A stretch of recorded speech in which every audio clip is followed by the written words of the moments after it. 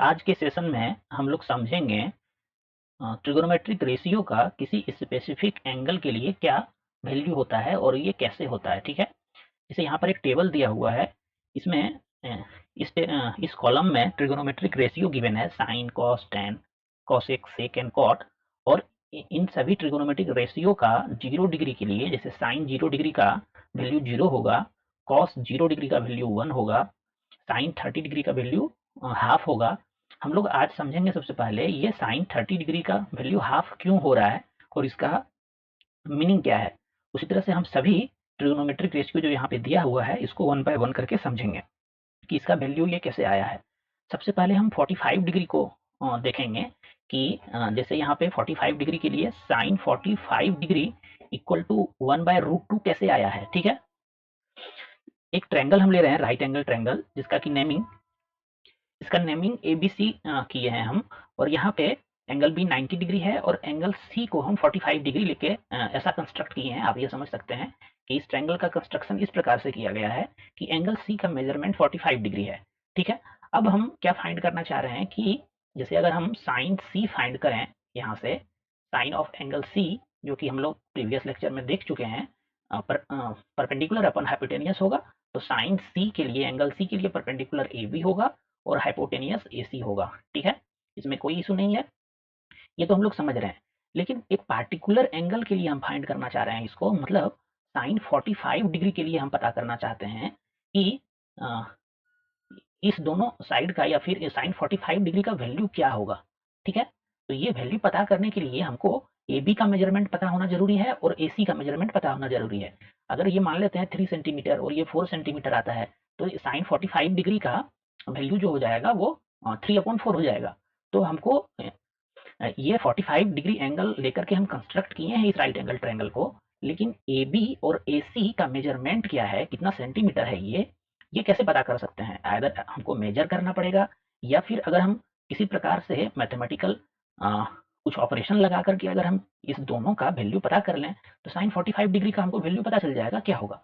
ठीक है, तो वही करने का कोशिश किए हैं। यहाँ पर हम एंगल बी 90 है, एंगल सी 45 डिग्री हम कंस्ट्रक्ट किए हैं।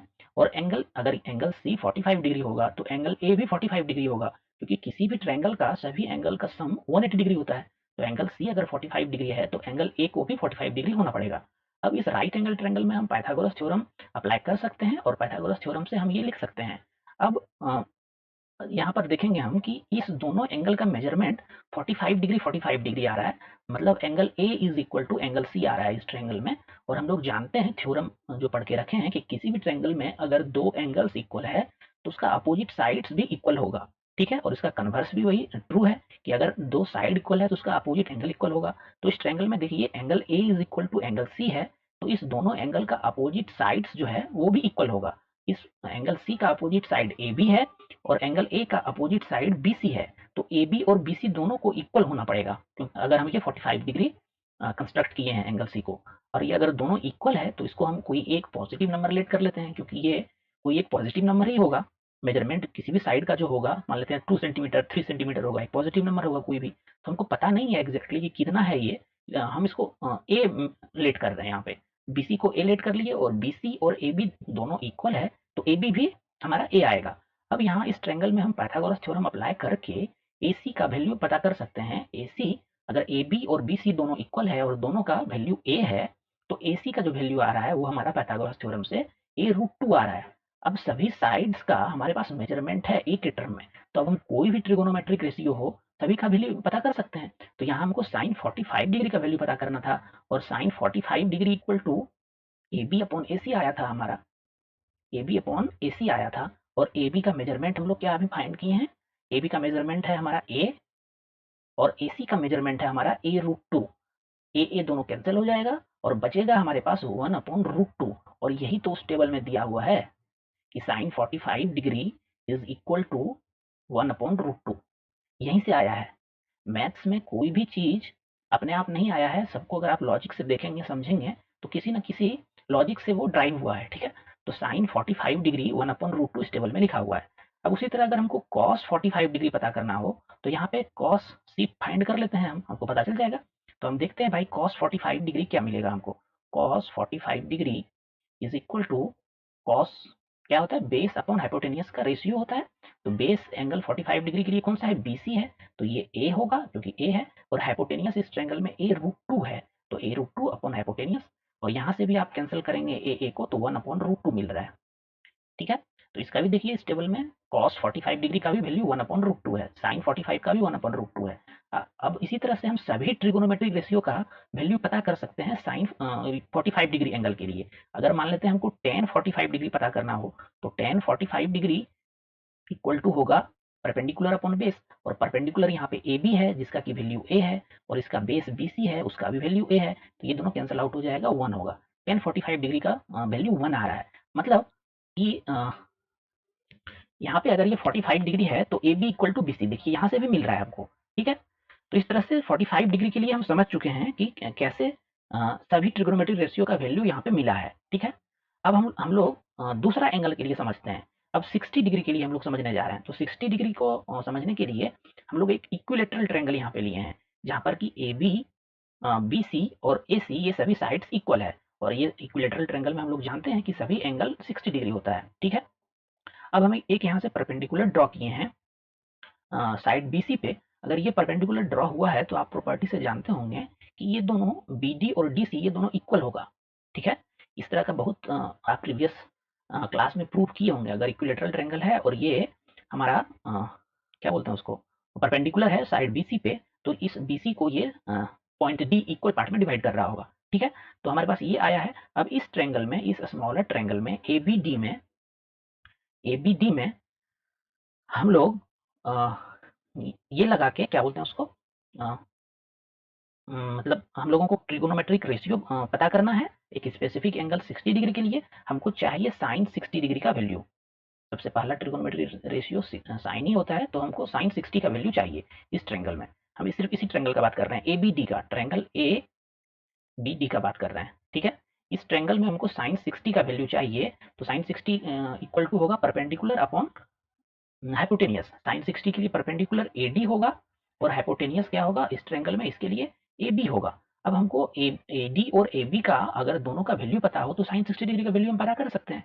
ठीक है, तो अब हम क्या करने वाले हैं यहाँ पे, क्योंकि ये इक्विलेटरल ट्रायंगल था तो इसका सभी साइड्स का मेजरमेंट सेम होगा, सभी साइड्स इक्वल होगा। तो ए बी को ए लेट कर रहे हैं, और ए सी को ए लेट कर रहे हैं, और बी सी को भी हम ए लेट कर रहे हैं, सभी साइड्स इक्वल होगा क्योंकि ये इक्विलेटरल ट्रायंगल है। और अगर आप ये जानना चाह रहे हैं कि डी मिड पॉइंट कैसे है, तो इस दोनों ट्रायंगल को आप सिमिलर कर लीजिए, तो आपको ये पता चल जाएगा कि बी डी, या कन्ग्रुएंट प्रूव कर लीजिए इस दोनों ट्रायंगल को। कन्ग्रुएंट आसानी से आप प्रूव कर सकते हैं इस दोनों ट्रायंगल को, और जब प्रूव करेंगे तो B D equal to D C आएगा। ठीक है, और अगर डी मिड पॉइंट है और बी सी इक्वल टू ए है, तो बी डी का मेजरमेंट ए बाय टू आया होगा, इसमें कोई इशू नहीं है। ठीक है, अब हमारे पास इस ट्रायंगल में ए बी डी में, ए बी हमारे पास ए है, स्मॉलर ए है, और बी डी हमारे पास ए अपॉन टू है। ए डी का हमको पता नहीं है वैल्यू, इसको हम पाइथागोरस थ्योरम अप्लाई करके पता कर सकते हैं। अगर इस ट्रायंगल में पाइथागोरस थ्योरम अप्लाई करें हम ए बी डी में, तो हम लोग लिख सकते हैं ए बी स्क्वायर, क्योंकि ये हाइपोटेनियस है, equal to B D square plus A D square. Pythagoras theorem से लिख सकते हैं हम लोग, और हमको ए डी स्क्वायर पता करना है ना, तो ए बी स्क्वायर हो जाएगा ए स्क्वायर, क्योंकि ए लेट किए हैं हम, और बी डी स्क्वायर का वैल्यू क्या आया है, ए अपॉन टू आया है, तो ए अपॉन टू का whole square is equal to A D square. यहीं से मिल जाएगा हमको ए डी का वैल्यू, और इसको अगर आप सॉल्व करेंगे तो a square minus A square by 4 आ रहा है हमारा, देखिए आप यहाँ पे, और ये equal to A D square है। ठीक है, फाइनली यहाँ से आपको जो ए डी का वैल्यू मिलेगा वो मिलेगा, क्योंकि ये A square minus A square upon 4 है, तो अगर इसको सॉल्व करेंगे तो 4 A square minus 3 A square आएगा, जो कि हमको क्या देगा, क्योंकि ए डी स्क्वायर है, square root of 3 A square upon 4 मिलेगा। ठीक है, और इसको और भी हम रिड्यूस कर दें तो ये हमको मिल रहा है A upon to root three, A upon to root three मिल रहा है, ए मिल रहा है ना। तो ए डी का भी हमारे पास मेजरमेंट आ गया ए अपॉन टू रूट थ्री।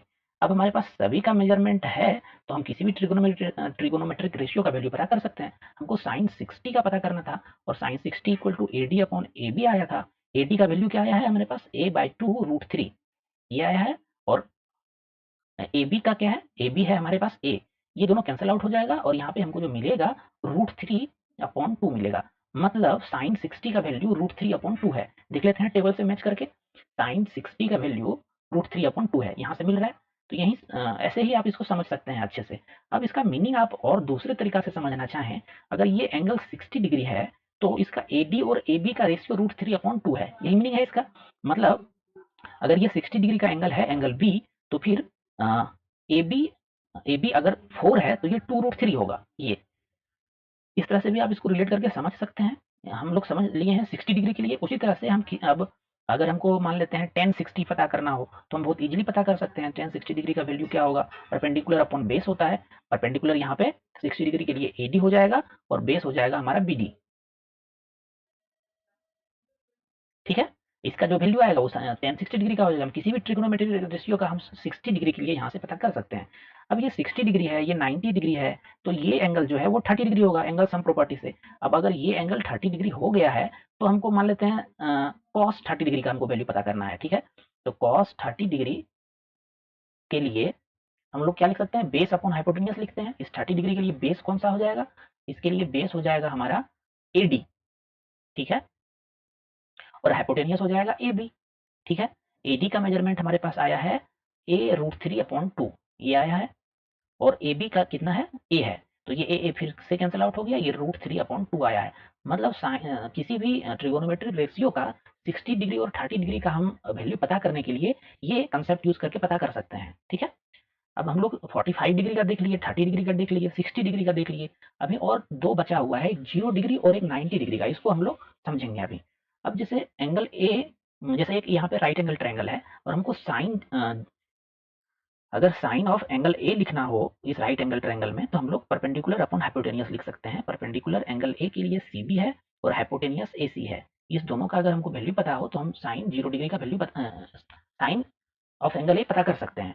लेकिन हमको 0 डिग्री के लिए ये सोचना होगा एंगल ए 0 कब होगा, जब जब ये पॉइंट सी जो है, ये मान लेते हैं सी को हम फर्स्ट स्टेप में थोड़ा सा नीचे लेके आए बी की तरफ, थर्ड में और भी बी की तरफ लेके आए। ये देखिए एंगल ए डिक्रीज हो रहा है, जितना पहले यहाँ था उससे कम यहाँ हुआ, उससे भी कम यहाँ हो गया। अगर हम पॉइंट सी को और पॉइंट बी की तरफ ले जाएंगे तो इस एंगल का मेजरमेंट डिक्रीज होता जाएगा। और अगर हम पॉइंट सी को एग्जैक्टली बी पे लेते जाएं तो ये जो हमारा एंगल आ रहा था CAB, ये 0 हो जाएगा। ठीक है, तो यहाँ पे हुआ क्या, हमारे पास CB का जो वैल्यू आया है वो 0 हो गया। CB अब यहाँ पे साइड कुछ बचा ही नहीं, क्योंकि C पॉइंट और B पॉइंट कॉन्साइड कर गया, तो CB का यहाँ पे मेजरमेंट 0 हो गया। कब हुआ, जब एंगल A 0 है तब, इस राइट एंगल ट्रायंगल में। अब अगर CB का वैल्यू 0 हो गया है और AC का वैल्यू कुछ एक पॉजिटिव नंबर है, सम पॉजिटिव नंबर है, हमको पता नहीं है क्या है, लेकिन कोई एक पॉजिटिव नंबर है AC का वैल्यू, A हम लेट कर लेते हैं, और CB का वैल्यू 0 है। ठीक है, अब 0 अपॉन एनी पॉजिटिव नंबर ये क्या वैल्यू देगा, 0 देगा। तो साइन 0 डिग्री जो हमको मिल रहा है यहाँ पे, साइन 0 डिग्री इक्वल टू 0 मिल रहा है। ठीक है, उसी तरह से अब इसी ट्रायंगल में हमको मान लेते हैं कि tan 0 पता करना हो, तो tan 0 अगर हम पता 0 डिग्री पता अगर हमको करना हो तो tan इक्वल टू होता है परपेंडिकुलर अपॉन बेस।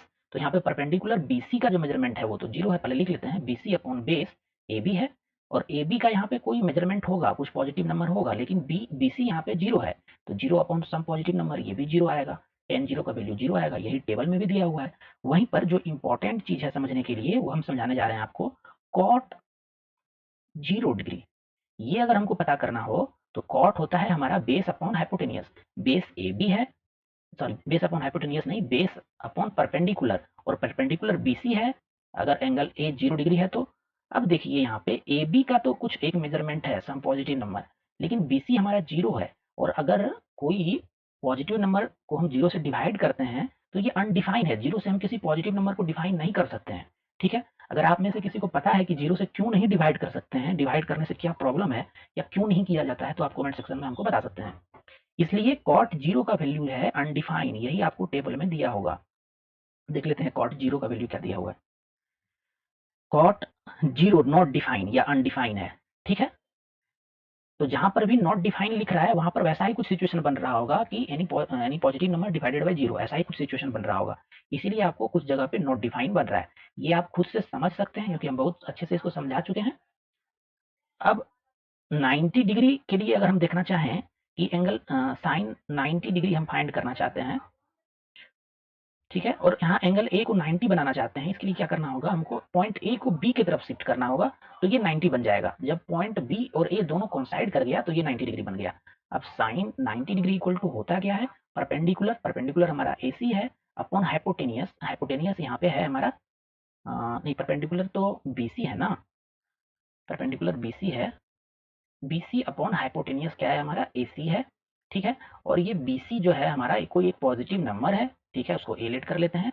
और क्योंकि A पॉइंट B के साथ कोइंसाइड हो गया जब एंगल A को 90 डिग्री बनाया गया, तो ये AC का जो मेजरमेंट आ रहा था पहले वो 0 हो जाएगा, क्योंकि A तो B के साथ कोइंसाइड कर गया ना।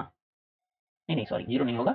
जब जब पॉइंट A B के साथ कोइंसाइड कर गया तो AC जो पहले ये था हमारा AC, ये जब A पॉइंट B पे कोइंसाइड कर जाएगा तो AC इक्वल टू BC हो जाएगा, ठीक है, ये दोनों इक्वल हो जाएगा। अब BC equal to A let किए थे तो AC इक्वल टू भी A होगा, मतलब दोनों जब सेम हो गया तो ये इक्वल टू 1 देगा हमको, साइन 90 का वैल्यू 1 आ रहा है। इसी तरह से आप दूसरा ट्रिग्नोमेट्रिक रेशियो का भी वैल्यू पता कर सकते हैं, ठीक है। अब कुछ एग्जांपल्स है इसमें सॉल्व करने के लिए, जिसको हम लोग नेक्स्ट लेक्चर में देखेंगे। Thanks for watching elegant minds.